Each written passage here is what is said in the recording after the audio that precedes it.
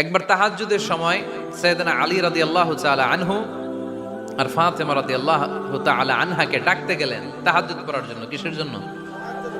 যে ডাকলেন, দরজায় কড়া নাড়লেন, আলী ওঠো, ফাতিমা ওঠো। কিন্তু সাইয়েদনা আলী রাদিয়াল্লাহু তাআলা আনহু বললেন কি জন্য উঠবো? আল্লাহ রাসূল সাল্লাল্লাহু আলাইহি ওয়াসাল্লাম বললেন তাহাজ্জুদের জন্য। আলী রাদিয়াল্লাহু তাআলা আনহু একটু কৌশল করে বললেন, আমাদের রুহু তো আল্লাহর হাতে।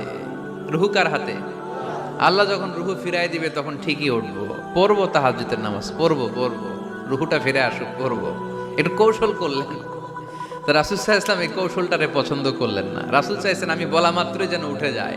রাসূল সাল্লাল্লাহু আলাইহি ওয়াসাল্লাম তখনও রেগে গেলেন। বুখারীর বর্ণনা, তিনি ফিরে আসতেছিলেন আর রাগে নিজের রানের মধ্যে চাপড়াচ্ছিলেন এরকম, ওয়াকার আল ইনসানু আকসারা শাইইন জাদালা। আরে মানুষ কত ঝগড়া করতে জানে, আরে মানুষ কত তর্ক করতে জানে, মানুষ যে কত ঝগড়া করে, মানুষ যে কত তর্ক করে, নিজের উপর নিজে ঝাল মেটাচ্ছিলেন রানের মধ্যে চাপড়াতে চাপড়াতে। সুবহানাল্লাহ পড়ে।